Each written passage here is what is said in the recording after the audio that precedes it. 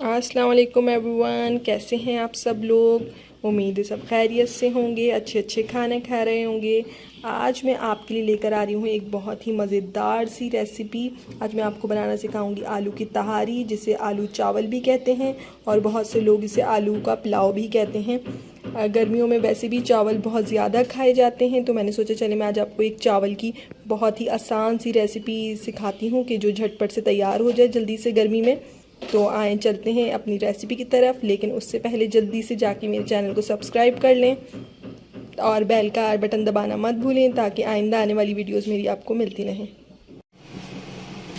सबसे पहले हम एक पैन में ऑयल गरम कर लेंगे। आधा कप मैंने यहाँ ऑयल लिया है और इसको गरम कर लिया है। अब इसमें मैं शामिल करूँगी प्याज।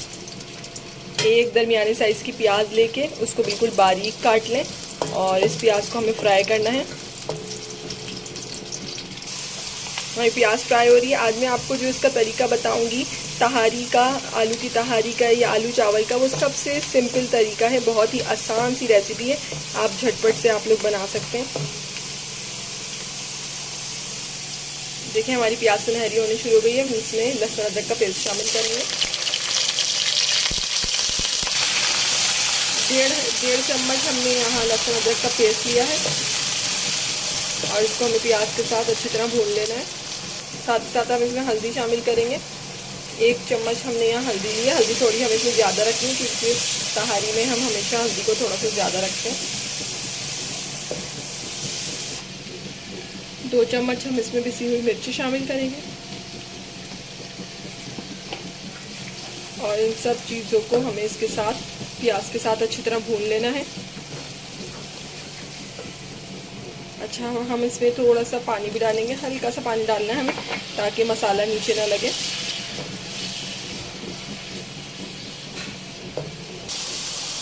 हमने यहाँ इसमें नमक शामिल किया है 1 चम्मच। हस्ब जायका आप नमक शामिल कर सकते हैं अपने हिसाब से।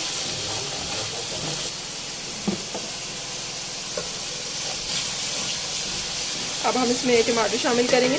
यहाँ पे हमने दरमियाने साइज़ के 2 टमाटर लेके इनको बारीक काट लिया है।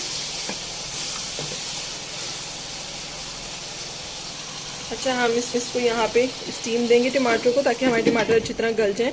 2 से 3 मिनट के लिए आपको हल्की आंच पे इसको रख देना है।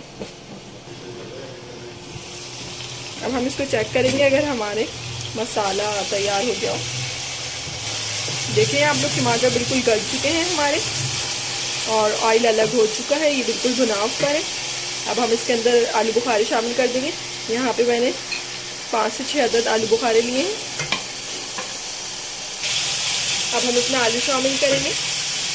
4 अदद दरमियाने साइज़ के आलू हैं जिनको हमने काट लिया था पहले ही। और इसमें हम साथ ही साथ शामिल करेंगे हरी मिर्चें। हरी मिर्चों को थोड़ा मोटा मोटा काट लिया है मैंने। 4 अदद हरी मिर्चें हैं। इन सबको भी अच्छी तरह साथ में भूनना है। आलू मसाले के साथ भून जाएंगे तो उसके बाद हम इसमें पानी डालेंगे।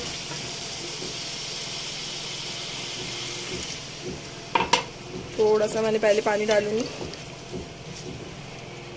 ये भुन जाए मसाले के साथ और इसको थोड़ा सा स्टीम दूंगी कि आलू हमारे गल जाए।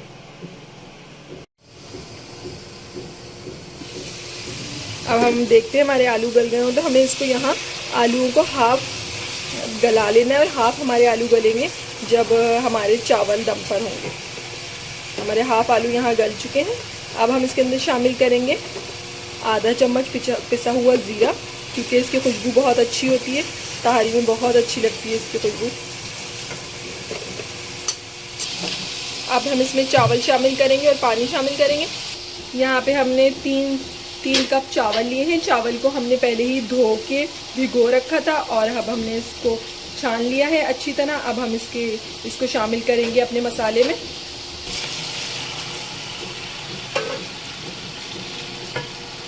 चावलों को आपको इस मसाले के साथ थोड़ा सा भूनना है या चलाना है, इतना कि चावल हमारे टूटे ना, हल्के हाथ से करिएगा। यहाँ पे हमने 3 कप चावल लिए थे तो इसके साथ हम 5 कप पानी डालेंगे।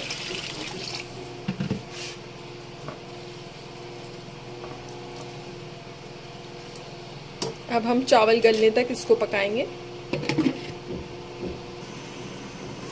हम इसको चेक करेंगे। अब चावल को आपको चेक करते रहना है। अभी भी हमारे चावल देखें पक रहे हैं, इसमें पानी है अच्छा खासा।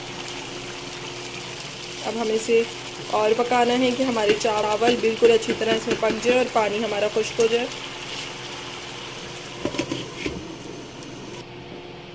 हम चेक करेंगे अब अपने चावलों को। ये देखें हमारे चावल का पानी बिल्कुल खुश्क हो गया है और चावल गल गए हैं। अब हम इसको रखेंगे दम पर। हमें इसे तकरीबन 9 से 10 मिनट तक दम पे रखना है, बिल्कुल हल्की आंच पे। चेक करते हैं अगर हमारे चावल पे दम लग गया हो तो। जी, तो हमारे चावल तकरीबन रेडी हैं, अच्छी तरह हो गए हैं, आलू भी गल गए हैं, आप लोग देख सकते हैं। अब हम इसे सर्व करेंगे।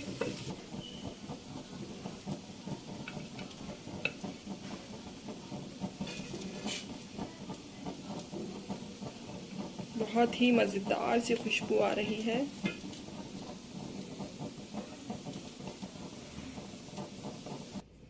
जी, तो हमारी मज़ेदार सी आलू की तहारी बिल्कुल रेडी है।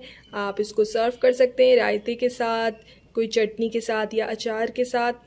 और आप लोग मेरे चैनल सब्सक्राइब करना मत भूलिएगा। अच्छी लगे तो लाइक भी करिएगा और कमेंट्स देके मुझे अपनी फ़ीडबैक भी दीजिएगा कि आपको किस तरह कैसी लगी मेरी रेसिपी। फिर मिलेंगे इंशाल्लाह एक नई रेसिपी के साथ। जब तक के लिए अल्लाह हाफ़िज़।